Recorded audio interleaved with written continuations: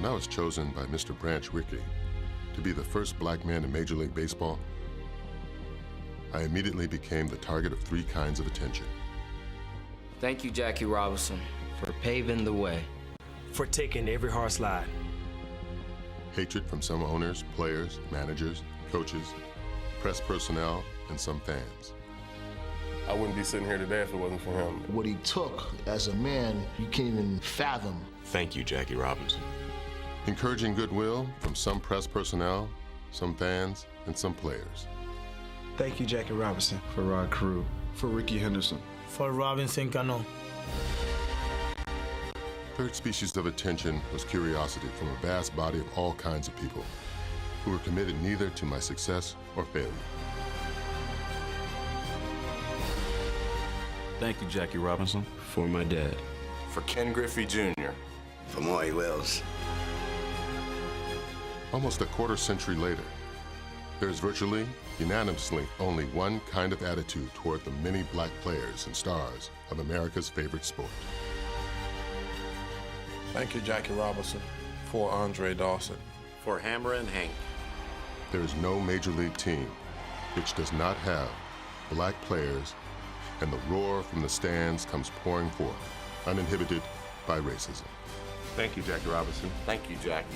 Thank you, Jackie. Thank you, Jackie Robinson. Sincerely, Jackie Robinson. On April 15, 1947, Jackie Robinson made history by breaking the color barrier in Major League Baseball. As we celebrate this incomparable pioneer, I want to personally thank him for paving the way for the rest of us. I'm Curtis Granderson, outfielder for the New York Yankees, truly honored to be your host for Letters from Jackie. In this special, we'll reveal an intimate glimpse inside the mind of arguably one of the most important figures of the 20th century. His enduring qualities can best be captured in his own words, contained in numerous letters he wrote throughout his lifetime. He did the traditional things of sending a photograph that's signed, but if a letter was really directed to him and had some personal things in it, he wrote back to that person with a personal statement. One of his most enduring pen-pal relationships was with a young boy from the Midwest named Ronnie Rabinovitz. Jackie and Ronnie would go on to exchange letters for nearly a decade. Dear Ronnie, I can't tell you how much I appreciate you sticking by me, and I only hope I can always be worthy of your friendship. Always, Jackie. Thanks in part to Rachel's support, Jackie continued to thrive on the field and was building a legion of admirers, both black and white. Perhaps none greater than a Jewish family in Sheboygan, Wisconsin, and a 9-year-old boy. My father was very active in civil rights. He was an attorney. So he used to tell me stories about Jackie, and I just kind of was in awe of him. Ron's father, David, wrote to Jackie saying how much his son admired him, and Jackie wrote back, enclosing an autographed picture. My dad said to me one day, "How would you like to someday meet him or get his autograph?" And I said, "Boy, would I love that." So when the Dodgers came to Milwaukee in '55 for a game against the Braves, Ron got to meet his hero, and as a bonus, he took an unexpected trip to the Dodgers clubhouse. He got a brand new ball, and he took me from locker to locker to locker. Every one of these ball players signed this autograph. Here was Duke Snyder, Pee Wee Reese, Don Newcomb, Gil Hodges. Sandy Koufax was a rookie that year. I was numb. I was off the ground. I was floating for a week. Sandy Koufax. And, you know, it was so funny because he was so busy getting autographs for me that he forgot to sign the ball. But, of course, I got many other autographs from him. Later that year, the Dodgers once again came to Milwaukee, and Ron would experience another unforgettable day with Jackie. It was in September. It was my birthday. We're at the game, watching him play. He hit a home run, and as he was rounding third, he waved to me like it was, "Well, this one's for you." Following the game, Jackie joined Ron and his family at Ron's birthday dinner. Here I had Jackie Robinson at my birthday. He was singing happy birthday to me. It was like a dream come true. I couldn't believe it. And he said to me, "Stay in touch." So it's like, God, he wants to hear from me again. To my friend Ronnie, please send me one of these photos. so I will always remember this dinner. I hope everything is well with you. Give my regards to your friends I met, and the best always. A friend always, Jackie. Some 3 weeks after Ron's 10th birthday, Jackie played in his 5th Fall Classic in 9 years, and he was determined to finally win it all. Robbie's coming to the plate. He steals it. Remember, Jackie is no longer with the blinding speed, and yet he has enough guts, enough craft, enough speed to steal home. Fueled in part by Jackie's daring play, the Dodgers did win their first World Series title. For the first time, they finally beat those damn Yankees. It was just so thrilling. Brooklyn rejoiced, and so did a young boy in Sheboygan. And Jackie made certain that Ronnie knew just how much he meant to him. Ronnie, I want you to know I appreciate you being such a good and loyal fan. I assure you, it means a great deal to me. Therefore, when I find a fan like you, I want the best for him. Your friend, Jackie Robinson. Spirits were high when the Dodgers won their 9th National League pennant in 1956. I think it was a team effort, though. Everybody came to him, battle right down the wire. By now, Jackie was 37 years old, and the rigors of his career had led him to think about his life after baseball. By 1956, my dad was really feeling older and feeling like, he didn't have that much longer to play in the majors. Jackie, of course, always played second base or third base. This particular game, he was playing left field. And a line drive went past him and rolled all the way to the fence, and he missed it. And afterwards, we had dinner that night, and I said to him, Jackie, that was a tough play. He said, Ronnie, he says, my legs are gone. I'm going to tell you a secret that no one else knows except my own family. He says, this might be my last year in baseball.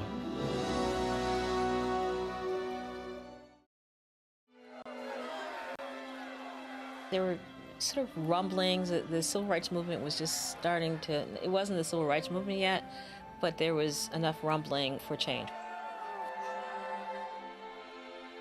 It was Jackie that broke the color line in baseball, which actually was breaking the color line in life. And he did it alone. There was no Martin Luther King. There was no civil rights movement. There was no Rosa Parks. It was Jackie alone. He was the beginning and then a champion all the way through. Jackie had successfully broken the color barrier in baseball. He knew what it took to succeed, and now focused his fierce and assertive mind on the civil rights movement. The sincerity of his ambition was right there in his words. I learned a long time ago that a person must be true to himself if he is to succeed. He must be willing to stand by his principles, even at the possible loss of prestige. He must first learn to live with himself before he can hope to live with others. I have been fortunate. God has been good to me, and I intend to work as hard as I can to repay all of the things people have done for me. Always, Jack.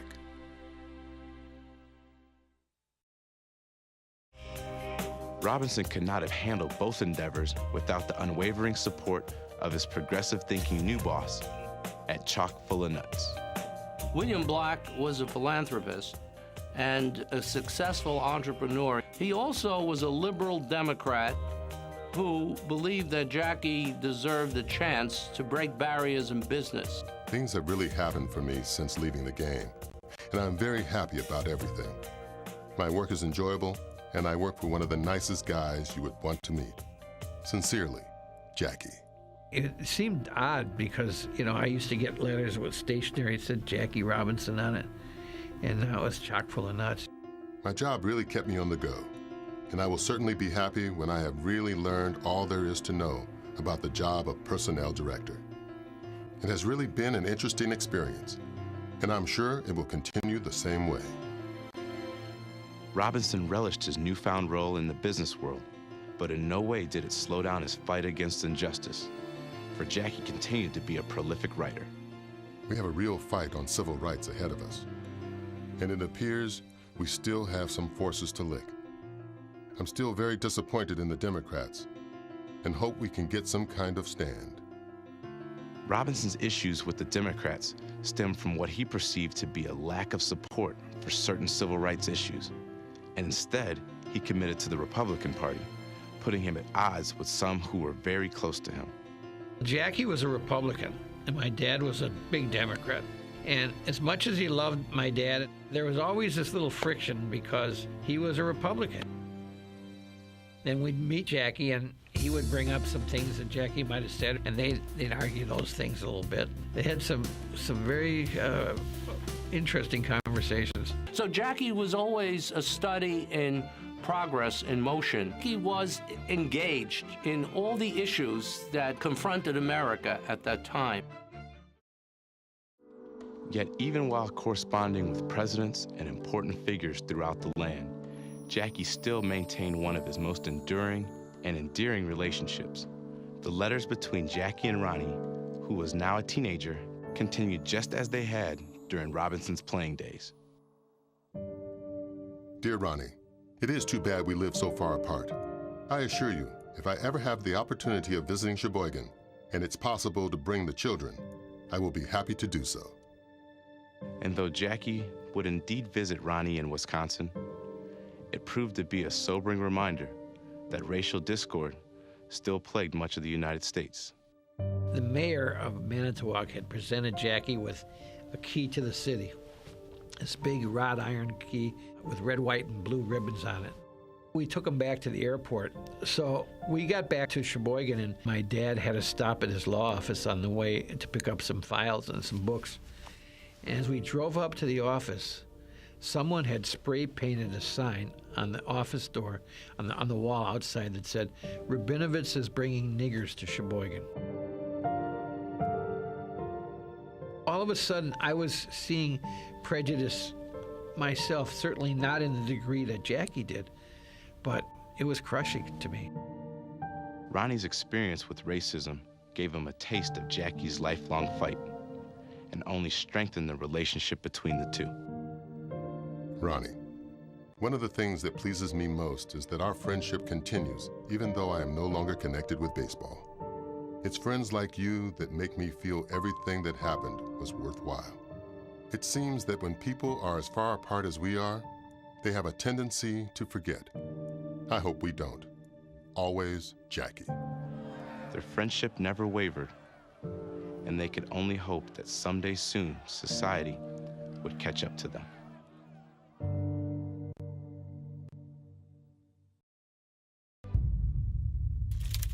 At this sitting, I expect to go all out for the Republicans in 1960, and I'm going to urge all my friends to do the same. As long as we have to sit back and see the things that have developed. Jackie's support for the Republican platform and presidential nominee Richard Nixon existed in part from the Democrats' opposition to the Civil Rights Act of '57. Their presidential nominee, John F. Kennedy, had riled Jackie by voting to send the bill back to committee. My dad was the Democratic National Committeeman at the time, and I don't know why he didn't vote for it, but there must have been something in the bill that he didn't like. But Jackie never forgot that. He wanted whoever could help to get equal rights for African Americans. I imagine your dad is about ready to get involved in the drive for the presidency. At this time, it looks like Kennedy has a chance, which in my opinion means the Democrats would get the smallest Negro vote in the history of the party. Sincerely, Jackie. My dad actually made arrangements for Jackie to come up to Jack Kennedy's suite and meet him. Kennedy apparently couldn't look Jackie in the eye, and Jackie felt that indicated a certain diffidence bordering on indifference. Yet Kennedy was clearly seeking the black vote, and having Jackie Robinson in his camp would create a lot of followers. Martin Luther King once made a statement that if it wasn't for Jackie Robinson, I couldn't be doing what I was doing. He broke the door. But in the midst of Jackie's fight for human rights, he was faced with an even more personal battle as he continued to suffer from the debilitating effects of diabetes. It got sad. It got sad because my dad was losing his eyesight, and with the loss of eyesight, you lose your independence. The last time I saw him, I had to take him by the arm and help him down steps. And I felt so sad because it flashed in my mind of him dancing up and down on the bases. In 1972, Jackie traveled to Los Angeles for a ceremony in which his number 42 was one of the first 3 ever to be retired by the Dodgers. Later that same year in Cincinnati, the 25th anniversary of his Major League debut was commemorated prior to Game 2 of the World Series. And it was no surprise when Jackie used this opportunity to speak out. I'm extremely proud and pleased to be here this afternoon, but must admit I'm going to be tremendously more pleased and more proud when I look at that third base coaching line one day and see a black face managing in baseball. Thank you very much. I paid more than my dues for the right to call it like I see it. And I could care less if people like me, so long as they respect me. The only way I know how to deserve respect, even if one does not receive it, is to be honest enough with oneself to be honest with others. This is the cardinal principle I have kept in mind.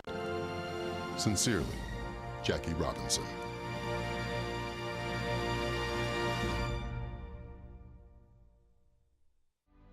In 1972, just months after his number was retired by the Dodgers franchise, Jackie Robinson died at a far too young age of 53.